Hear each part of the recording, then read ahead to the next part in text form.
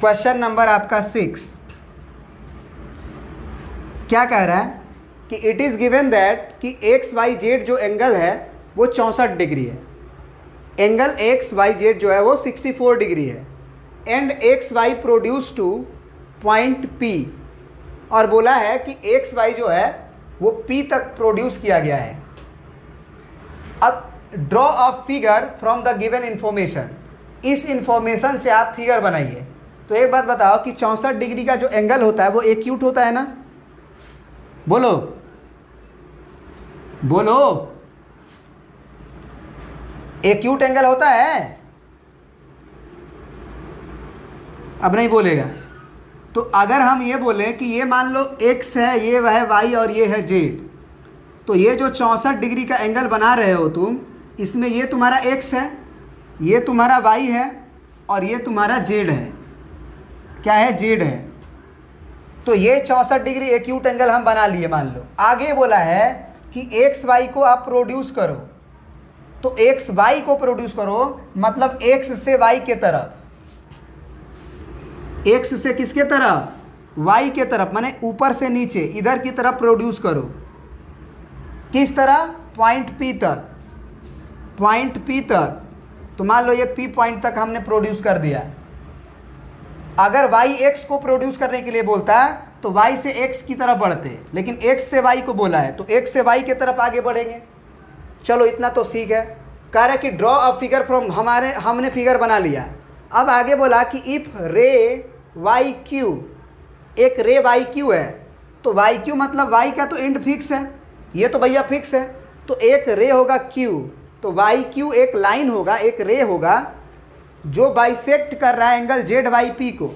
तो Z Y P को पहले देख लो, तो ये जेड है, ये वाई है, ये पी है, मतलब इस एंगल की बात हो रही है, जेड वाई पी की बात हो रही है। तो इस एंगल को आधा करने वाला रे, जिससे कि ये वाला एंगल और ये वाला एंगल बराबर हो जाए, वो है आपका क्यू, वाई क्यू। तो इसका मतलब तुरंत जैसे ही बोला कि वाई क्यू जो है वो जेड वाई पी का बाइसेक्टर है, तो आप क्या मान लो, इसे ए मानो तो ई भी ए होगा, क्योंकि बराबर होगा, तभी तो बाइसेक्टर वर्ड होगा ना। तो चलो इतना कर लिए।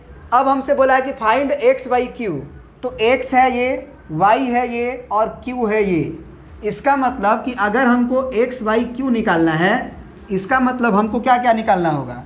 तो x ये है, y ये है, q ये है, यानी कि ये पूरा एंगल निकालना होगा। यानी कि 64 डिग्री। अब प्लस a का वैल्यू हमको निकालना होगा। फिर बोल रहा है कि reflex of Q Y P. तो रिफ्लेक्स का मतलब क्या होता है कि सबसे पहले छोटा एंगल निकालो। रिफ्लेक्स का मतलब फिर से एक बार बता देते हैं। अगर ये मान लो q है, ये y है और ये p है, ये मान लो 30 डिग्री आ गया, तो अगर हम बोले कि इस क्यू वाई पी का रिफ्लेक्स निकालो तो ये निकलेगा, बाहर वाला, अंदर वाला नहीं, अंदर वाला नहीं, क्योंकि रिफ्लेक्स एंगल का क्या डेफिनेशन दिया गया था? वो एंगल जो 180 डिग्री से ज़्यादा हो और 360 डिग्री से कम हो। तो कोई भी एंगल दिया रहेगा उसके बाहर वाला एंगल को उसका रिफ्लेक्स एंगल बोला जाता है, तो वो हो जाएगा 150 डिग्री। तो ये रिफ्लेक्स एंगल की कहानी होता है। तो सबसे पहले क्यू वाई पी तो निकाल लें। तो क्यू वाई पी को ज़रा फिगर में आके देखते हैं। ये q है, ये y है, ये p है, मतलब क्यू वाई पी जो है, एंगल क्यू वाई पी वो एक सी ए है।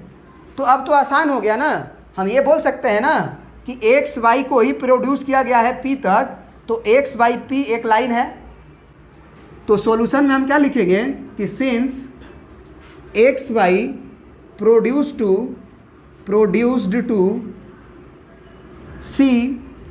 P, so x y p is a line,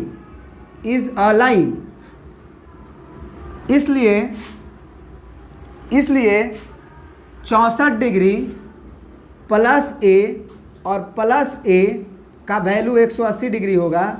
from figure से हम कह सकते हैं कि एक्स वाई पी एक लाइन है, तो इसके नीचे वाला सारा एंगल का सम 180 डिग्री होगा। तो 64 ए और ए मिलके 180 हुआ। तो यहाँ से 64 को भेज दो, ए को जोड़ लो, तो 2 ऑफ एंगल ए बराबर हो जाएगा 180 माइनस 64। अब घटाने के लिए अब एक एक नियम मत लगाओ, ऐसे घटाओ। सबसे पहले 180 में से 60 घटाओ, तो 180 में से 60 घटाओगे तो बचेगा 120। 120 में से फिर 4 घटाओ तो बचेगा 116। 4 ही ने घटाना है 120 में से, तो ये हो गया 116 डिग्री। तो इसका मतलब 2 ऑफ एंगल ए का वैल्यू आया हुआ है। तो अगर 2 ऑफ एंगल ए का वैल्यू आया हुआ है तो एंगल ए का वैल्यू क्या हो जाएगा 116 डिग्री और डिवाइडेड बाई 2, तो काट दो, 2 पाँचे 10 और 2 आठे 16, यानी कि एंगल ए का वैल्यू हो गया 58 डिग्री। अब एंगल ए का वैल्यू अगर 58 डिग्री हो गया तो हमको जो एक्स वाई क्यू निकालना था उसका वैल्यू क्या हो जाएगा बताओ। एक्स वाई क्यू का वैल्यू क्या हो जाएगा, एंगल एक्स वाई क्यू जो था वो 64 डिग्री और प्लस ए था, यही ना लिखे थे, फिगर में भी जाके देख लो। एक्स वाई क्यू का मतलब 64 और ए, तो ये 64 डिग्री अब प्लस ए का वैल्यू 58 डिग्री, 64 डिग्री और 58 डिग्री। अब इसको जोड़ना है तो ऐसे जोड़ लो कि 50 और 60 कितना होगा, 6 5 11 110, 8 4 12 यानी कि 124 होगा। ऐसे भी जोड़ लो 8 4 12, 6 5 11 और 1 12, 124 डिग्री। फिर हमसे बोला है कि रिफ्लेक्स एंगल क्या क्यू वाई पी।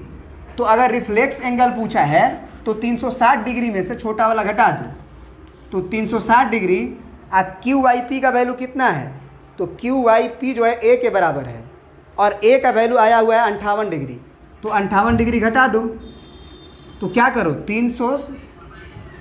302 डिग्री होगा ना, क्योंकि 58 ही ना घट रहा है, 60 पूरा है, 302 डिग्री। प्रिंट कर लीजिए इसको। कंप्लीट हो गया ये चैप्टर। अगले चैप्टर में हम लोग पैरेलल लाइन वाला कॉन्सेप्ट पढ़ेंगे। कौन 122 होगा,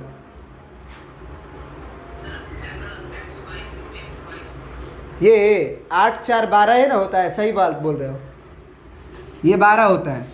तो ये अगर 122 डिग्री हो गया तो तुम्हारा 300 चलो अब तो सही है ना, प्रिंट कर लीजिए। ठीक है, बाय।